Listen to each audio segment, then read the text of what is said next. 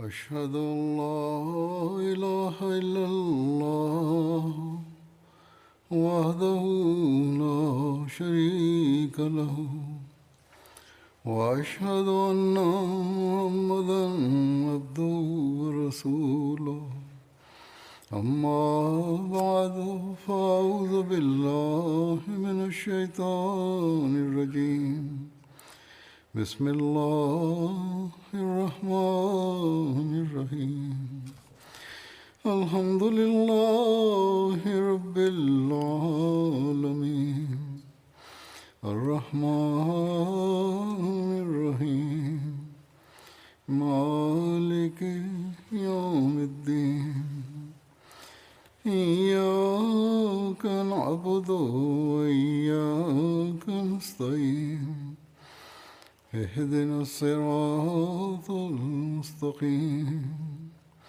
صراط الذين أنعمت عليهم غير المغضوب عليهم ولا الضالين. Hutbemde vaat edilen Mesih Aleyhisselatü Vesselam'ın bazı yazılarından alıntılar yapmıştım Hazreti Ebu Bekir'le ilgili olarak. Bununla ilgili olarak vaat edilen Mesih Aleyhisselatü Vesselam'ın daha da ifadeleri vardı. O şöyle buyurmuştur. Hazreti Ebu Bekir, Siddik, Ömer, Faruk,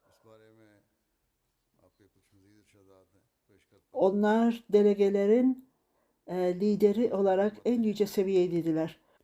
Onlar değişik özgeçmişleri olanlara davetler çıkartmışlardı. Ta ki o davetler daha uzak topraklara kadar ulaşmıştı. Onların hilafetinde İslamiyet geniş miktarda zaferlerle, başarılarla ve birçok güzelliklerle dolmuştur. İslam, Hz. Ebu Bekir döneminde birçok sarsıntılar, karışıklıklar geçirmiştir ve onlar hiç şüphesiz İslamiyet'in merkezine saldıracaklardı. Onlar İslamiyet'e karşı zafer naraları atıyorlardı.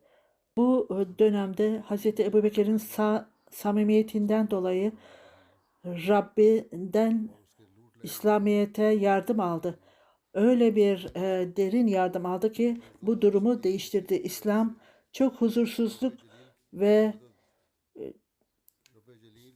ümitsizlik dönemiydi ki o daha güzele, daha iyi bir duruma döndürüldü. Biz bu iki şahsa şükretmemiz gerekir ve düşmanlara göz ardı etmeliyiz. Sizin lideriniz, sizin efendiniz olan kişi ona yardım etmiştir. O dini korumuştur. Hiçbir şeyi bunun karşılığı olarak bir şey beklememiştir. Bu hayret verici bir durumdur. Hz. Ebu Bekir'in büyüklüğü bazen reddedilmişti. Bu nasıl olabilirdi? Bu gerçekti ve onun nitelikleri, güneş gibi parlayan nitelikleriyle Allah Teala'yı övmesi belirgin özellikliydi. Her mümin onun yardımseverlik ağacından istifade etmiştir ve onun niteliklerinden kazanmıştır. Bizim dinimizin özelliği vardır ve o barış ve emniyet getirmiştir dünyaya. Bunu kim reddederse yalan söylüyordur ve kendisini şeytanla bağlamıştır. Vaat edilen Mesih Aleyhisselatü Vesselam onun makamı yüce değildir ve en güzeli, en iyisini en düşük olarak düşünen kişiler esas olarak en asil olan bir kişidir der. Vaat edilen Mesih Aleyhisselatü Vesselam Hazreti Ebu Bekir Siddik kişisel olarak en mükemmel oluşu, Allah Teala'dan takva etmesi, sevmesi onu, samimiyetinin mücevherleri en yüce seviyededir. Ve her türlü bencil duygularından uzaktır. ahlaksızca veya ahlaki olmayan eğilimlerden uzaktır o. Ve sadece o reformasyon, değişiklik yaratmıştır ve başarı vermiş ve müminlere emniyet vermiştir. Başkalarına hiçbir zaman incitmemiş ve zarar vermemiştir. O devamlı olarak Allah-u Teala'ya boyun eğmiştir. Esas olarak o başarılı bir kişidir. Onun üzerinde düşünmüyor musunuz? Allah-u Teala'nın emriyle kendi çocuklarına bakmamış. Onlara zenginlik, dini zenginliği vermiştir. Ailesine değil, manevi olarak ailesine hazine vermiştir. Bu onlar için yeterliydi. Nasıl olabilir kişi Resul-i Ekrem sallallahu aleyhi ve sellem'e aşırılık yapmıştır diye düşünülmesi mümkün müdür? Vaad edilen Mesih sallallahu aleyhi ve sellem daha sonra şöyle diyor. Allah-u Teala Sıddık-ı Ekber'e rahmet eylesin. O İslamiyet'i yeniden canlandırdı ve o sahtekarları yok etti ve kıyamete kadar İslamiyet'i korudu ve Allah-u Teala'ya son derece eğildi. Allah-u Teala'nın önünde ağladı. Alçak gönüllükle ağladı ve daima Allah-u Teala'nın önünde secde etti. Ağlayarak alçak gönüllülükle ona yalvardı. O daima Allah-u Teala'nın eşiğine tutundu. Bu onun yoluydu. Secdede öyle yoğundu ki Kur'an-ı Kerim okurken ağlardı. O İslamiyet'in gururuydu. Hiç şüphesiz. O çok büyük niteliklerle o Resul-i Ekrem sallallahu aleyhi ve sellem'e yakınlığı vardı. O peygamberliğin güzel kokusunu paylaşanlar arasındaydı o. Ve Hazreti Ebu Bekir o ilk cennetin kokusunu alanların arasındaydı. Hazreti Ebu Bekir. Biz Kur'an-ı Kerim'de Hazreti Ebu Bekir'den başka hiçbir sahabenin kesin olarak isminden bahsedilmemiştir Kur'an-ı Kerim'de. Çöküntünün doğruluk karşısında hiçbir önemi yoktur. Çöküntünün gerçek karşısında hiçbir değeri yoktur. Öyledir ki doğruluk ise öyle yakın bir kapıdır ki hiçbir zaman gerçek olana eğilmedikçe açılmaz bu kapı. Vaad edilen Mesih sallallahu aleyhi ve sellem Hazreti Ebu Bekir kendi nitelikleriyle ilgili olarak Hazreti Resul-i Ekrem sallallahu aleyhi ve sellem ona son derece eğildiğini söyler. O peygamberlik nitelikleri olan bir kişiydi insanlar arasında. Sonra vaad edilen Mesih sallallahu aleyhi ve sellem şöyle diyor. Hazreti Ebu Bekir onun nitelikleriyle ilgili olarak Resul-i Ekrem sallallahu aleyhi ve sellem ona son derece eğilmişti. O peygamberlik niteliği olan bir kişiydi insanlar arasında. Peygamberin halifesi olması dolayısıyla insanların en yüce makamlı olanıydı. Onun bağlılığının bir örneği yoktu. Paralel değildi başkalarına.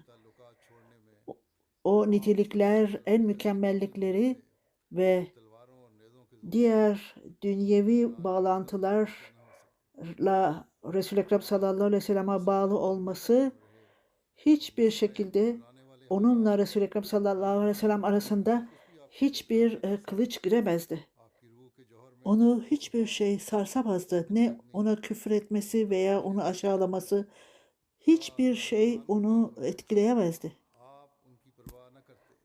Onunla savaşmak hiç onu etkilemiyordu çünkü o takva onun derinliğine inmişti. Esas olarak her adımda, her pozisyonda daha ileriye gider ve onun içindir ki Allah-u Teala peygamberin ölümünden sonra siddik olarak ve ulaike ma'allazine anemallahu aleyhim minen nebiyine ve siddikine ve şühedahu ve salihin diye bahsetmişti Allah Teala. Bu ayeti kerimede Sıddık-ı Ekber orada başkalarından daha ziyade onu göstermiştir. Çünkü Resul-i Ekrem sallallahu aleyhi ve sellem sahabeler arasında başka bir sahabeden Sıddık diye bahsetmemiştir, Ebu Bekir hariç. Onun makamı belirgin özellikliydi. Onun için bunun üzerinde düşünülmesi gereken bir konudur. O çok büyük bir makamdı. Bu ayeti kerimede Allah Teala o ismi ona Sıddık ismi vermişti. Onu hepsinden daha önce belirtmişti. Bu ayeti kerime Hazreti Ebu Bekir'in yüceliğinin ispatıdır. Ona Sıddık ismi Resul-i Ekrem sallallahu aleyhi ve sellem'in mübarek dilinden verilmiştir.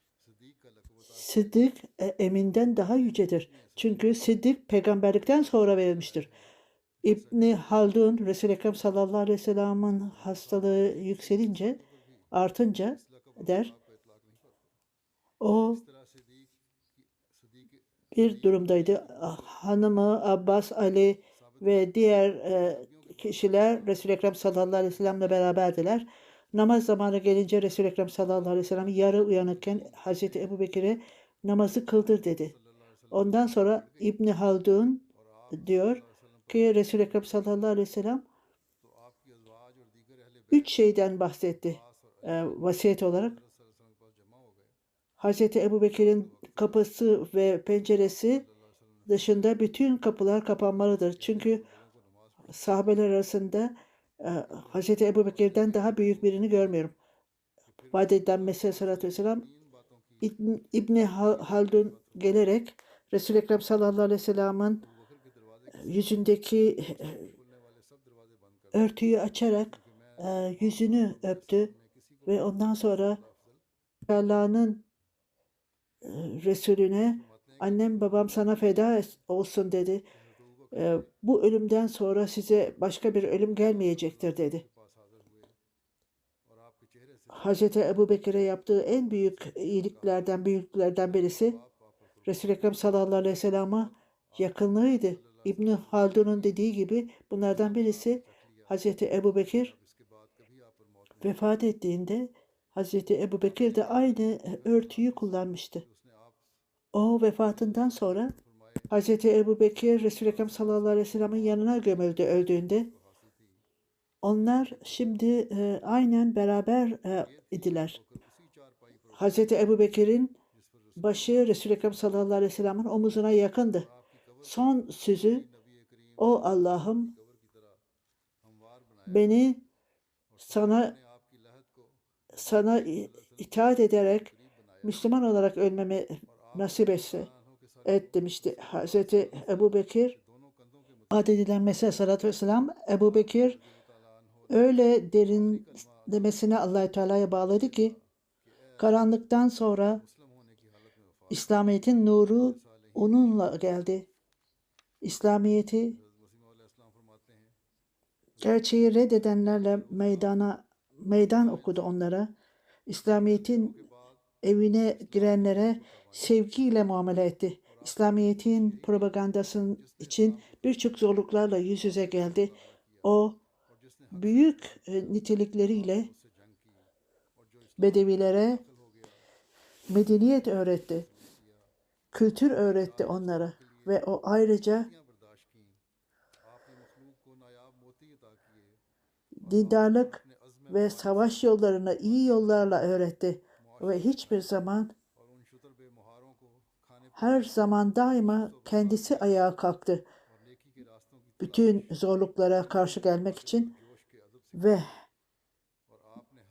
korkak gibi davranmadı. Hasta gibi davranmadı. Bilakis cesaretle, en büyük cesaretle ayağa kalktı. Son derece kararlı olarak Medine'nin dağlarından daha güçlüydü ve bütün yanlış iddiada bulunanları tahrip etti.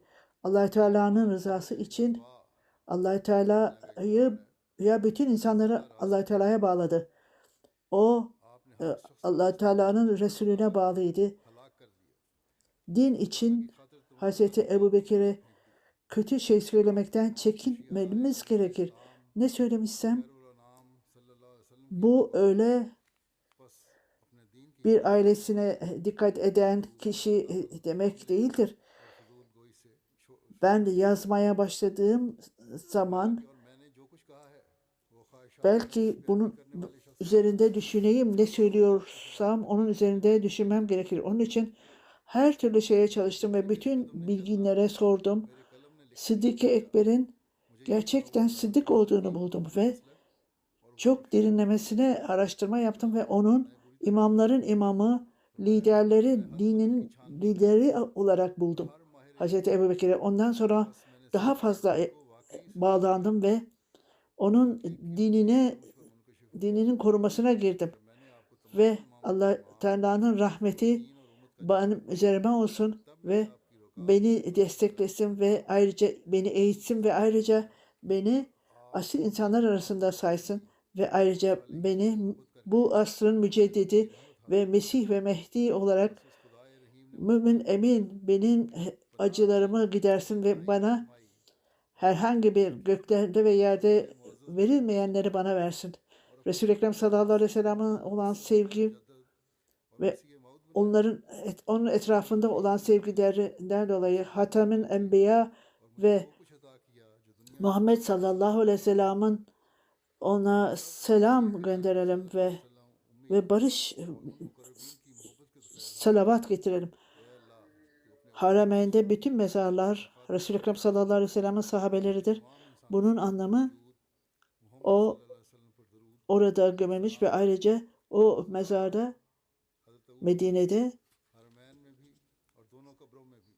Resul-i Ekrem sallallahu aleyhi ve sellem'in yanına gömmüştür. Sıddık-ı Ekber'in makamı onun böylece anlaşılır. Gerçekten bunu anlarsanız derin olarak Allah Teala ve onun hilafeti esas olarak Kur'an-ı Kerim'de zikredilmiş ve insanlar arasında en iyisi olarak zikredilmiş. Hiç şüphesiz o en sevgili olanlar arasındaydı Allah Teala tarafından. Hiç kimse bunu inkar edemez.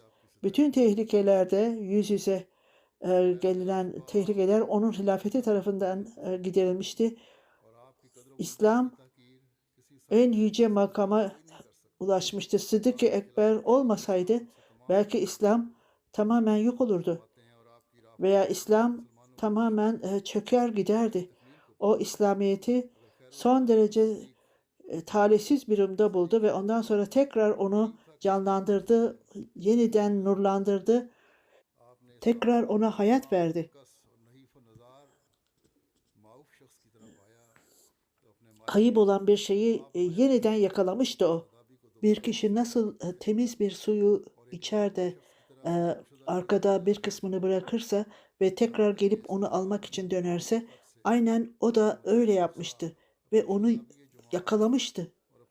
O kayıp olan bir şeyi yakalamıştı. O temizliğinden dolayı bunu yapmıştı. Allah Teala'dan başka kimseden bir şey istemiyordu. Her geçen günü aynen öyle uyanırdı. Zorlukları gideren de o.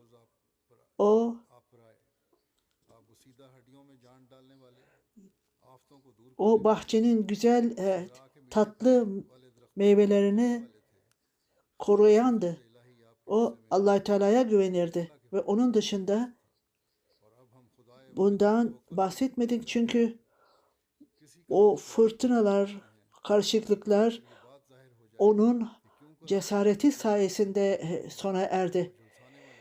Savaşlarda büyük bir savaşçıydı. Onun yüce nitelikleri ile Allah Teala ona en iyi mükafatı versin ve takva sahibi arasında en iyisi olarak sayısın. Allah Teala ona rahmet eylesin. Ey Allah'ım, sen bu dualarımı kabul et. Çünkü sen en rahmet edersin. Ondan sonra vaad edilen Mesih Aleyhisselam şöyle diyor.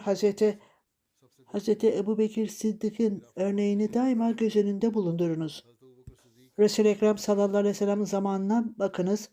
Düşmanlar, Kureyşliler her taraftan sarmışlardı ve onu öldürmeye karar vermişlerdi. O çok büyük bir sınavdı. O zaman da Ebu Bekir Sıddık arkadaşlık niteliğini göstermiş ve bu dostluğu dünyada hiçbir yerde göremezsiniz. Bu din üzerine kurulmuştur. Bugün burada oturanlar bunun üzerinde düşünsünler bireysel olarak. Eğer bu çeşit bir sınav üzerimize gelirse kaç kişimiz bunu destekleyeceğiz? Eğer hükümet kim kime bağlıdır, kim kime biat etmiştir derse, kim kalkıp da evet ben şuna bağlıyım veya ben şuna biat ettim diyecektir. Halbuki onu duyar duymaz onlar donup kalacaklardır. Onlar o zaman mallarını, akrabalarını, ailesini düşüneceklerdir derhal.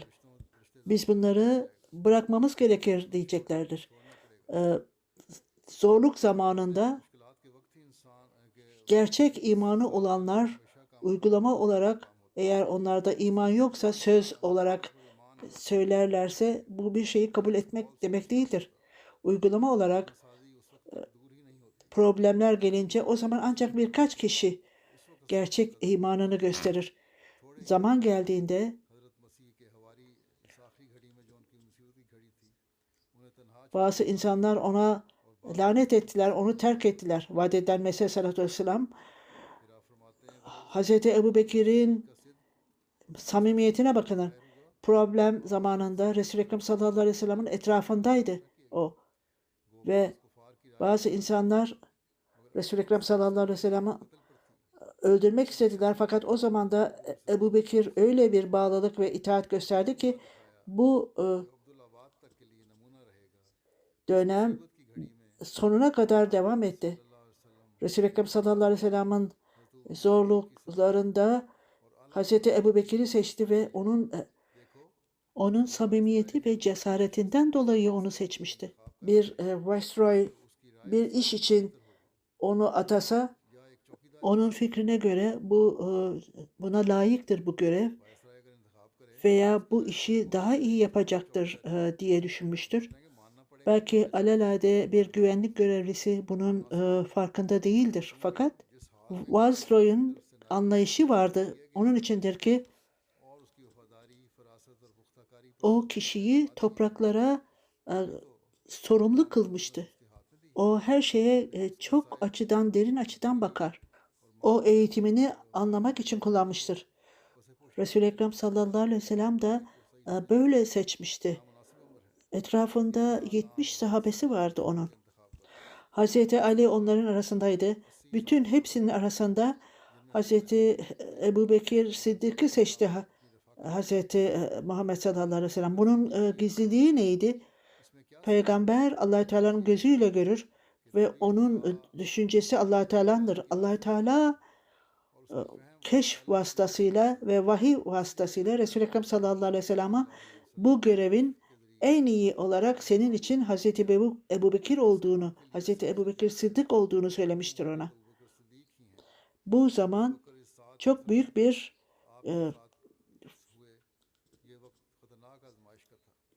sarsıntı dönemiydi. Hazreti Ebu Bekir Sıddık Hira mağarasında onunla beraberdi ve düşmanlar mağaraya gittiler ve Hazreti Ebu Bekir Sıddık şimdi bu mağaranın sonuna geldiler. Eğer birisi aşağıya bakarsa bizi görecekler.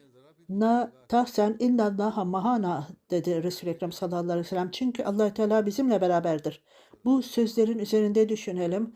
Resul-i Ekrem sallallahu aleyhi ve sellem'i kendisiyle beraber bağlamıştı. İnnallaha ma'ana. Ma'nın anlamı her ikimizle demektir.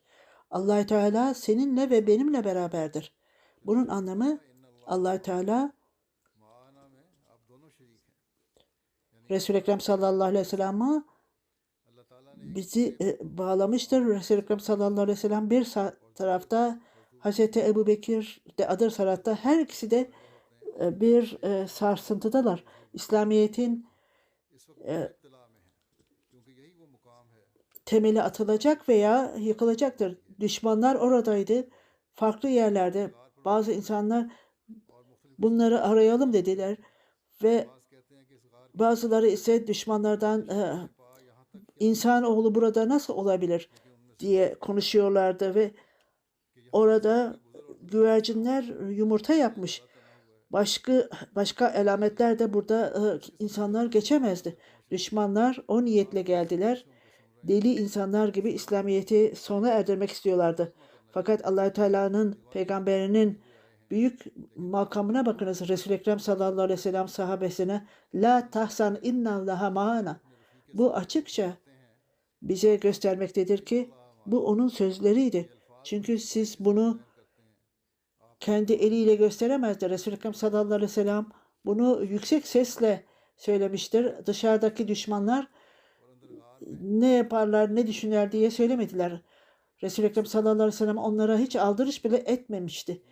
Bu çok tevekkül Allahü Teala'ydı. Allahü Teala'ya güvenmesiydi. Bu örnek yeterliydi. İkinci olarak Hazreti Ebubekir'in hikmeti de şöyledir. Resul-i Ekrem sallallahu aleyhi ve sellem Hazreti Resul-i Ekrem sallallahu aleyhi ve sellem öldüğünde Hazreti Ömer kim Resul-i Ekrem sallallahu aleyhi ve sellem'in öldüğünü söylerse onun kellesini uçururum demişti. Bunu duyan Hazreti Ebubekir Sıddık ayağa kalkarak büyük bir cesaretle Ma Muhammedin illa Resul kat halakta min kablihi Resul. Muhammed Allah Teala'nın Resulüdür. Ondan önce gelen bütün peygamberler vefat etmiştir. Bunun üzerine bu duygular Müslümanları hayata döndürmüştü. Bundan sonra birçok kişi dini bırakmıştı. Hz. Ayşe, Resul-i Ekrem sallallahu aleyhi ve sellem vefat etti. Şimdi yalan peygamberlik iddiaları yükselmeye başladı. Bazıları ibadetlerini bıraktılar. Bazıları örf ve adetlerini bıraktılar. Bu sarsıntılarda ve problemlerde benim babam halife oldu. Eğer bu üzüntüler ve sıkıntılar dağa inseydi, dağlar paramparça olurdu. Dağlarda eğer siz kararlılığınızı bırakmazsanız bu devamlılık, temizlik ister. Hazreti Ebubekir bunu gösterdi. Herhangi birine bu durumu ele almak mümkün değildi. Bütün sahabeler oradaydı. Buna rağmen hiçbiri bu benim hakkımdır. Çünkü o ateşi gördüler. Şimdi alevlenmeye başlamıştı. O aleve kim girmek ister? Hazreti Ömer ileriye getirdi elini ve biat etti. Böylece bu karışıklığı sona erdiydi. Müseylema'nın 100.000 kişisi vardı etrafında. Ve bununla birlikte o yanlış yaptıklarını görünce o dini değiştirmeye başlamıştı. Allah Teala bütün bu zorlukları giderdi. Sonra vaat edilen Mesih Aleyhisselatü Vesselam ben biliyorum dedi. Kişi Hazreti Ebubekir, Ali, Osman'ı hepsini kabul etmedikçe Müslüman olamaz. Esas olarak bütün hayatlarını adadılar. Sıddık-ı Ekber Allah Teala'nın insanıdır. O birçok farklı nitelikleri vardır. Ve Allah Teala ona özel seçkin insanlar arasındaydı. O kendisini onunla beraber buldu. Onu övdü ve ona saygı gösterdi. Ve öyle bir kişiydi ki o Resul-i Ekrem sallallahu aleyhi ve sellem onunla ayrılmaya tahammül edemezdi. Resul-i Ekrem'den başka o diğer insanlara ayrılmasını isterdi, tahammül ederdi. O her şeyini Allah Teala için verdi. Bütün bencil arzularını bir tarafa attı. Resul-i Ekrem sallallahu aleyhi ve sellem'in arkadaşlığı onun çağrısına koştu ve ona itaat etti. Millet Resul-i Ekrem sallallahu aleyhi ve sellem'i topraklarından sürmeye kalkınca Resul-i Ekrem sallallahu aleyhi ve sellem Hazreti Ebubekir'e gelerek bana emir verildi. Ben hicret edeceğim Biz bu camiyi bırakacağız ve gideceğiz beraberce. Elhamdülillah dedi Ebu Bekir. O öyle bir zor durumdu ki Allah Teala onu refik olarak seçmişti, Resul-i Ekrem sallallahu aleyhi ve sellem'in arkadaşı. O Resul-i Ekrem sallallahu aleyhi ve sellem'e yardım etmek için bekliyordu zaten. Durum bu hale gelince o başka bir şeye, bir kayıba, hiçbir şeye önem vermedi. Tamamen Resul-i Ekrem sallallahu aleyhi ve sellem'e yardım etmek istedi ve bütün bu planlara aldırış bile etmedi. Onun asaleti aşikardı. Onun asaleti, onun samimiyeti açıktı. Gün ışığı gibi. O ahiret hayatını, mükafatını istiyordu bu hayattan ziyade. Hiç kimse onun bu nitelik seviyesine ulaşamaz. Vaat edilen Mesih Aleyhisselatü Vesselam, Hazreti Ebu Bekir Sıddık'ın hilafeti kurmasındaki hikmet neydi? Allah Teala'nın gösterdiği hikmet neydi? Allah Teala biliyordu ki Hazreti Ebu Bekir Sıddık Müslüman olmayan bir milletten gelmişti ve İslamiyet'i kabul etmişti. O öyle bir zamanda inanmıştı ki Resul-i Ekrem sallallahu aleyhi ve sellem o zaman yapayalnızdı.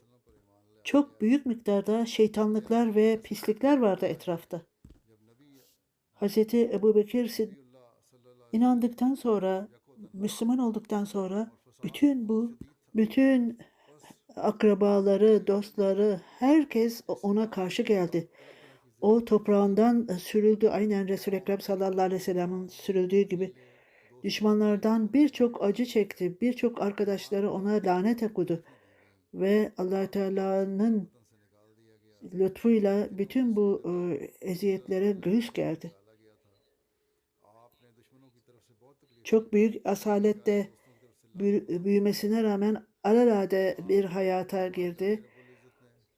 Kendi Rabbinin yolunda zulüm gördü ve birçok zenginlikten sonra sanki fakir durumuna düştü.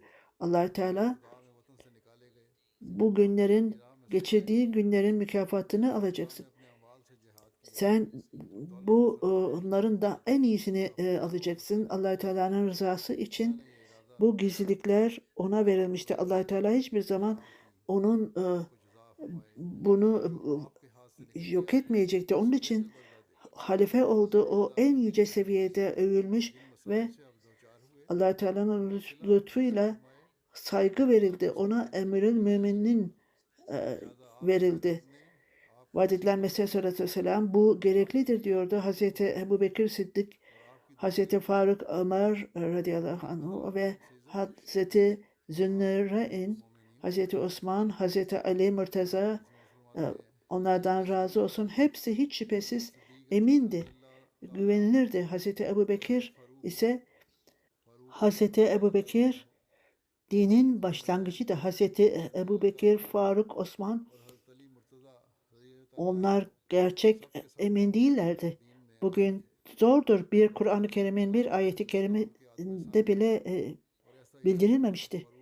Vaat edilen Mesih Aleyhisselatü Vesselam Ebu Bekir ikinci olarak Adem'in ikinci gelişidir. O insanları beraberce birleştirdi. Hazreti Ebu Bekir halife oldu ve insanlar o ne kadar zorluklarla karşılaştı. Eğer güçlü bir iman olmasaydı, Resul-i Ekrem sallallahu aleyhi ve sellem'e inanmamış olsaydı, çok Hazreti Sıddık, Allah Teala ondan razı olsun, o Resul-i Ekrem sallallahu aleyhi ve sellem'in arkadaşıydı ve o Resul-i Ekrem sallallahu aleyhi ve sellem'e gölge isti. Ona gölgesiydi, Resul-i Ekrem sallallahu aleyhi ve sellem'e gölgeydi. Ve nura inanandı, Allah Teala'nın nuruna inanandı. Onun içindir ki o hikmeti gösterdi, kararlılığı gösterdi ve eğer Resul-i Ekrem sallallahu aleyhi ve sellem'den sonra onun hayatı İslam'dı. Başka bir zamanın şartlarına göre Hz. Ebu Bekir'in yaptığı hizmetler gerçekten Hz. Ebu Bekir'in yüce seviyesi, İslamiyet'in ikinci Adem'iydi. Resul-i Ekrem sallallahu aleyhi ve sellem Hz. Ebu Bekir onunla olmasaydı İslam olmazdı. Hz. Ebu Bekir Sıddık bizlere çok büyük nimeti vardır ve İslamiyet'i yeniden kurdu o büyük kararlılığıyla ve isyankar kişileri cezalandırdı ve barışı tekrar kurdu. Allah Teala'nın söz verdiği gibi ben gerçek halifeyi barışa koyacağım. Bu da Hazreti Ebubekir'in hilafetinde olduğu gökler ve yerler uygulama olarak buna şahittir. Bu sıddıkın tarifidir. Bu öyle yüce seviyededir ki o Resul-i Ekrem sallallahu aleyhi ve sellem vefat ettikten sonra birçok kişi dinden döndü. Din Resul-i Ekrem sallallahu aleyhi ve sellem'in zamanında din tamamlandı ama Hazreti Ebubekir'in döneminde 2 cami sadece orada ibadet ediliyordu ve aynı insanlarla ilgili olarak onlarla ilgili olarak Müslüman olduk demeyin ancak Müslüman olduk deyin. Allah Teala Hazreti Ebubekir vasıtasıyla İslamiyet'i yeniden canlandırdı. Çünkü onun zamanında birçok yalancı peygamberler vardı. Müsellemanın 100.000 kişisi vardı etrafında. Burada Hazreti Ebubekir peygamberini yitirmişti ve onlar esas olarak bu İslam sonuç olarak o kadar başarılı oldu ki İran'a, Suriye'ye kadar ulaştı. Başarılı oldu. Ne Hazreti ne Ali ne Osman Hazreti Ebubekir'in karşılaştığı zorluklarla karşılaşmadı. Sonra vaat ettiler mesela sallallahu aleyhi ve sellem kim Allah Teala'nın rızası için kim aşağılanırsa sonuçlar saygı görür der. Hazreti Ebubekir'e bakın. İlk önce o aşağılanmayı kabul etti. Ona manevi bir makam verildi. Onun gibi birini görmekte miyiz? Allah Teala yolunda öldürülenler veya tahrip olanlar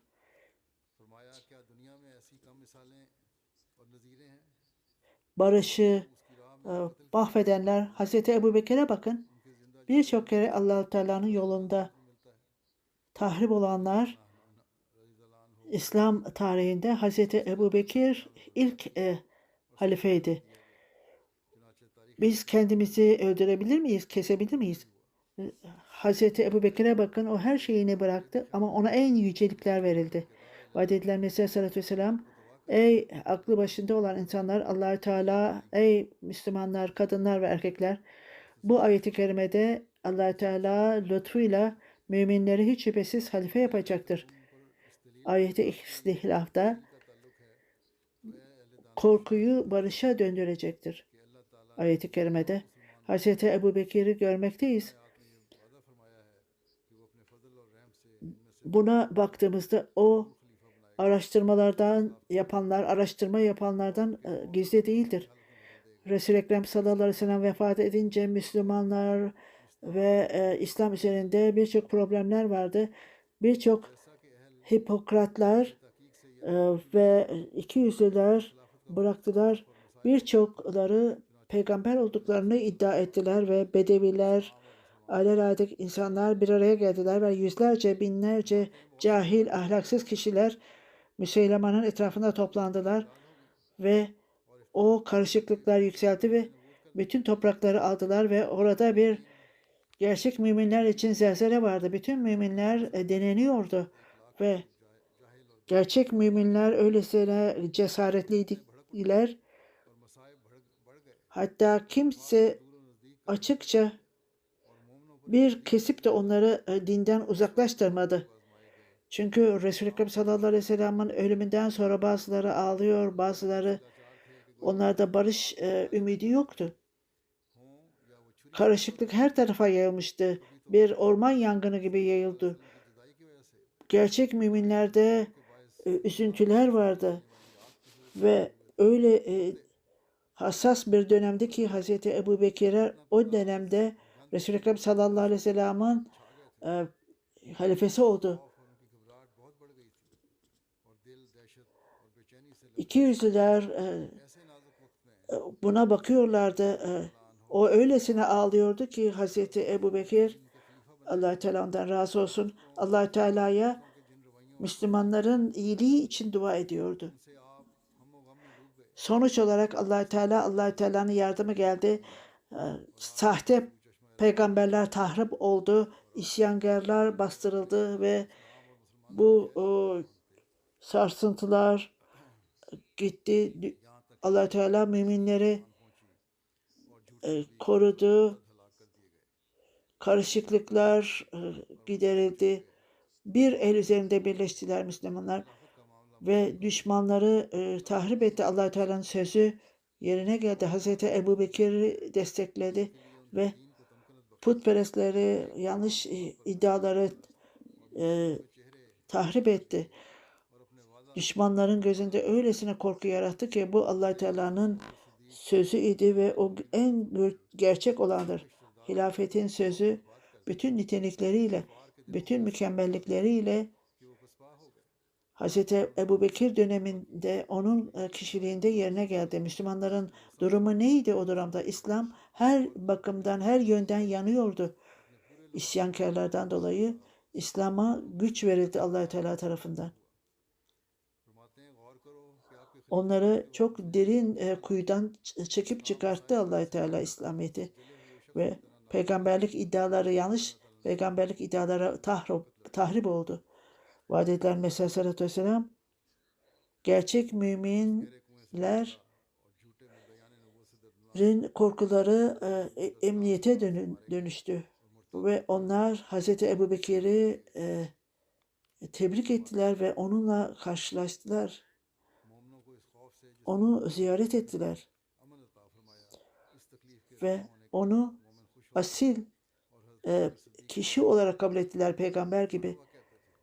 Hazreti Ebubekir'e kesin olarak inandılar. Vaat edilen Mesih Aleyhisselatü Vesselam Resul-i Ekrem sallallahu aleyhi ve sellem'in ölümünden sonra İslamiyet'in durumu neydi diyor. Ve Hazreti Ebubekir öyle bir peygamber değildi. Bununla birlikte onda peygamberlik nitelikleri vardı. Hazreti Ebubekir samimiyeti neticesinde İslam her tarafa yayıldı. Her yöremden yanıyordu bu isyankarlardan dolayı. Allah Teala onlara güç verdi. Onları derin kuyudan çıkarttı. Yanlış iddialar, peygamberlik iddiaları yok oldu. Vaat edilen Mesih Aleyhisselatü Vesselam gerçek mümin onları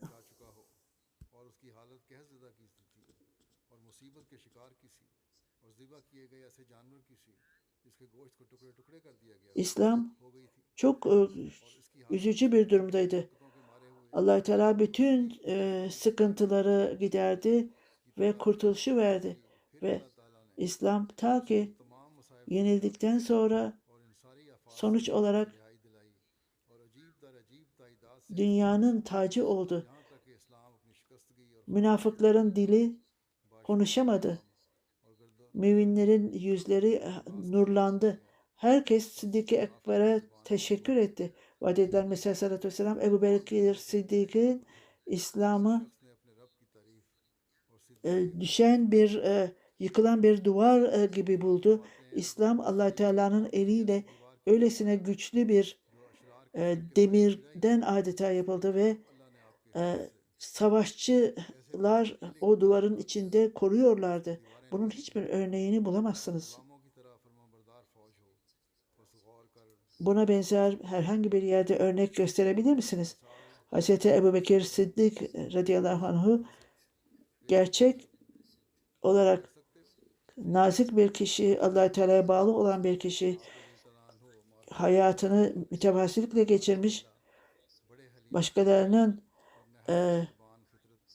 hatasını göz ardı eden, manevi olarak onun manevi nuru yüzünden okunuyordu. O Resul-i Ekrem sallallahu aleyhi ve sellem'in döktüğü nurda onun parçası, onun hissesi vardı. Resul-i Ekrem sallallahu aleyhi ve sellem'e gölgesinin altındaydı. Bilgisi, Kur'an bilgisi ve peygamberin gururu, ona olan sevgisi en yüce seviyedeydi ve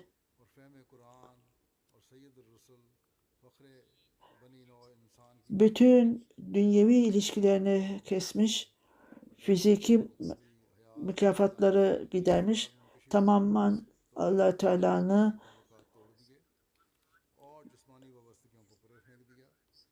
rızası için bütün tercihlerini gidermiş, bencil arzularını yok etmiş ve Resul-i Ekrem sallallahu aleyhi ve sellem'in gölgesi olmuştu ve gerçek sevgiyle Allah Teala'nın varlığında, onun sözlerinde bütün nicelikleri ona Sıddık ismini vermiş ve birçok mükafatlar, bilgi, zeka,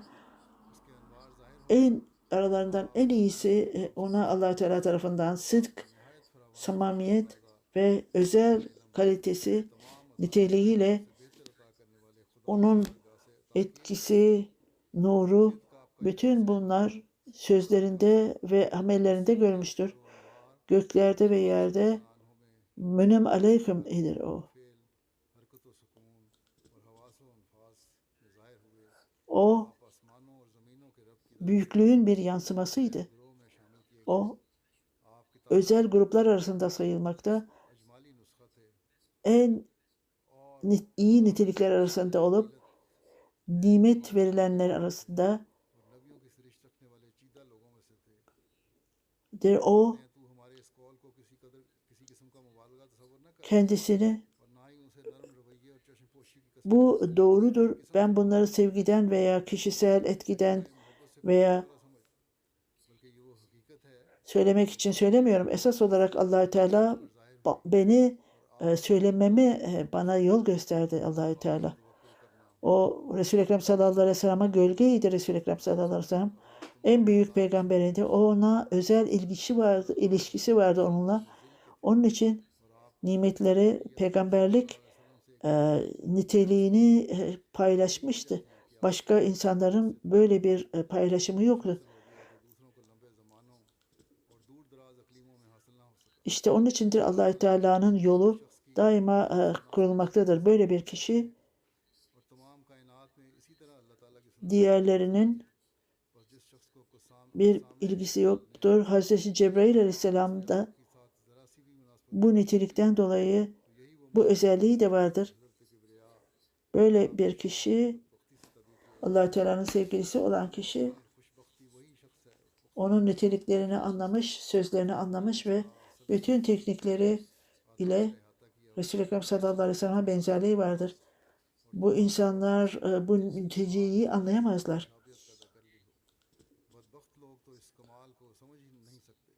Aynen bir yumurtanın bir şeyi göremediği gibi öyle Allah Teala'nın yüceliğini göremezler ve onun güzel kokusunu alamazlar. Kör bir kişi bunu göremez. Kör olan bir kişi bunu göremez. Aynen bunu da görmez. Ancak kişi gerçek niteliğini göremez onu. Onun içindir ki manevi fırtınanın görülmesi gerekir. Onun içindir ki nimetli olan kişiler gerçeğe gelmezler. Hazreti Ebu Bekir Allah-u Teala'nın peygamberine dönmüştü. Hazreti Ebu Bekir Sıddık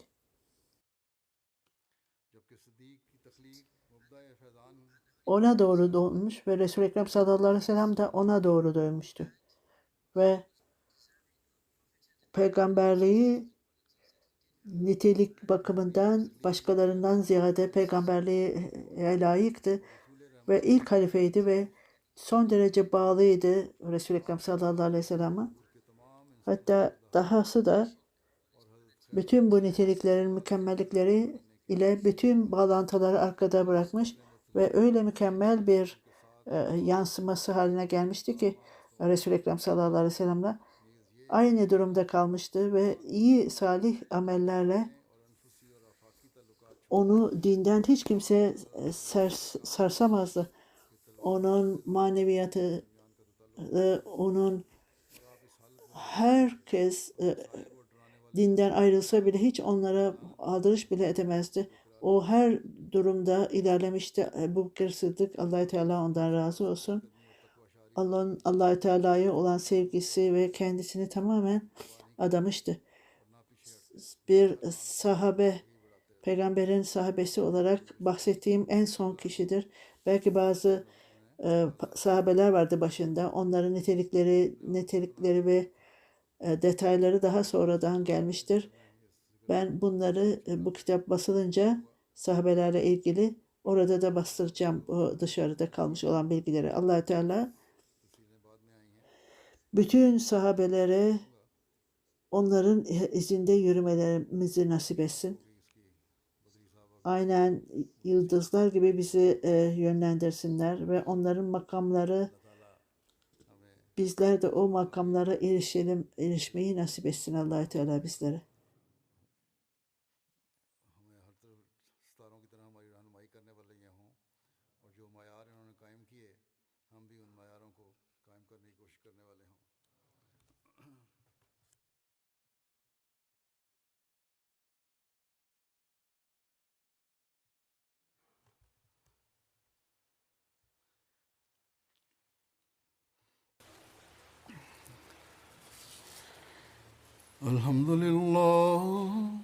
الحمد لله نحمده ونستعينه ونستغفره ونؤمن به ونتوكل عليه ونعوذ بالله من شرور أنفسنا ومن سيئات أعمالنا من يهده الله فلا مضل له ومن يضلل فلا هادي له ونشهد أن لا إله إلا الله ونشهد أن محمدا عبده ورسوله عباد الله رحمكم الله إن الله يأمر بالعدل والإحسان وإيتاء ذي القربى وينهى عن الفحشاء والمنكر والبغي يعظكم لعلكم تذكرون اذكروا الله يذكركم وادعوه يستجب لكم ولذكر الله أكبر.